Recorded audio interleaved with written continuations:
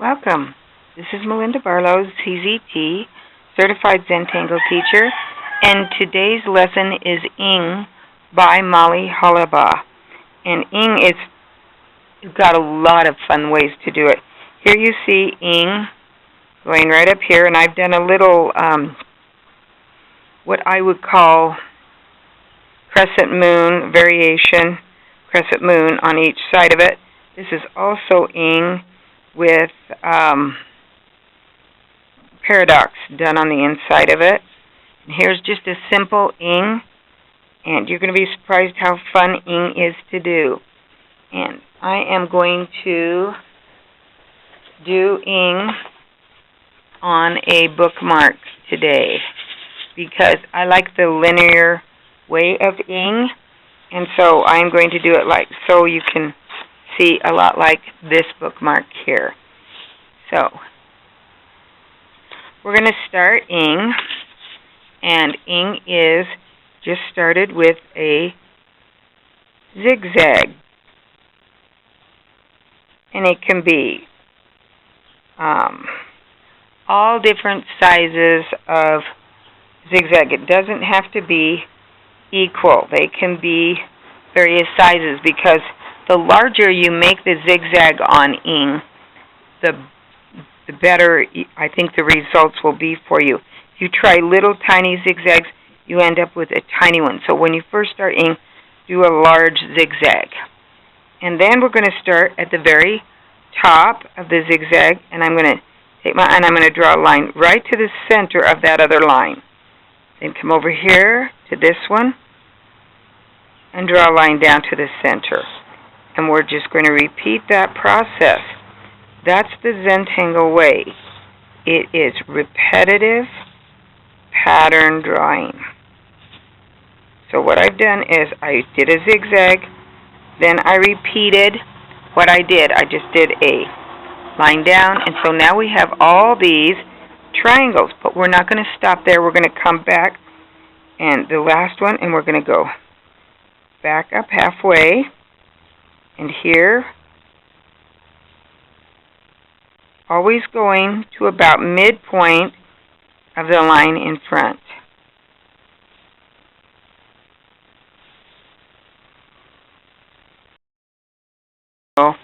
So there we have our Ing, and we have done multiple zigzag, then made multiple triangles.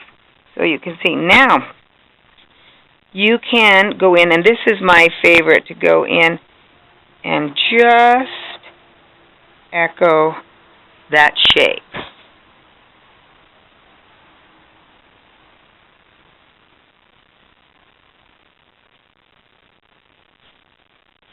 This is a good practice on keeping your lines equal.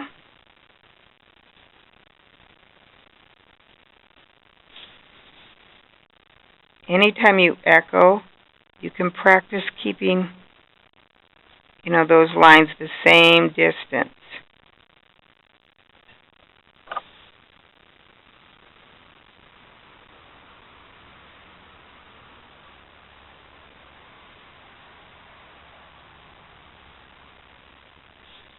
And if they're not, really people are not going to notice.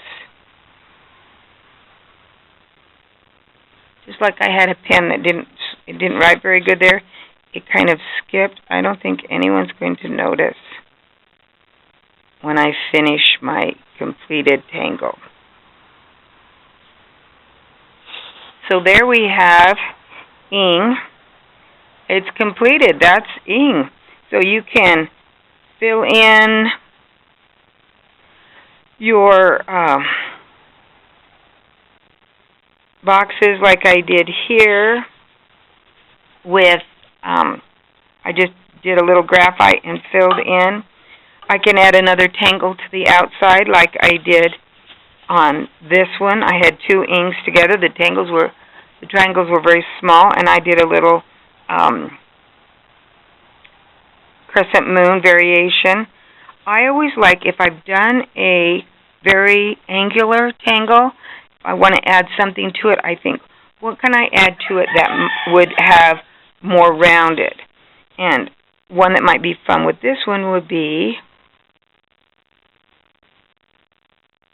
maybe some Muka coming out.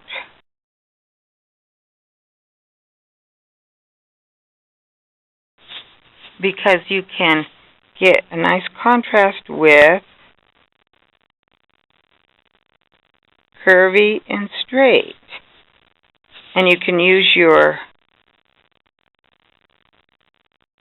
line on your ing to start your Muka.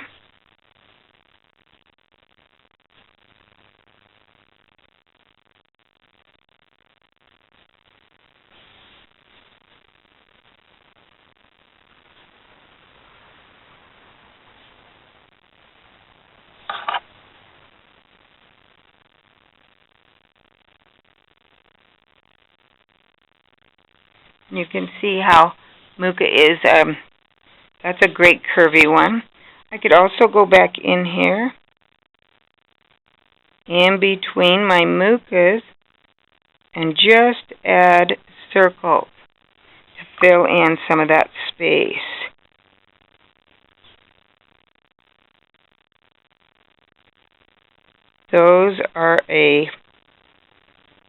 That's a good accent with a triangular shaped tangle. And now I could color this tangle with, I could put in a little graphite in here.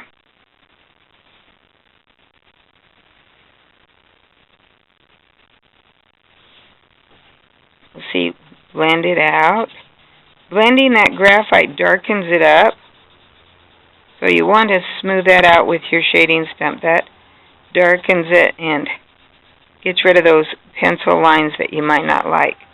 And now, I really would like some real definite contrast, so I can see that I could go back in here and instead of making these, I can solid these circles up.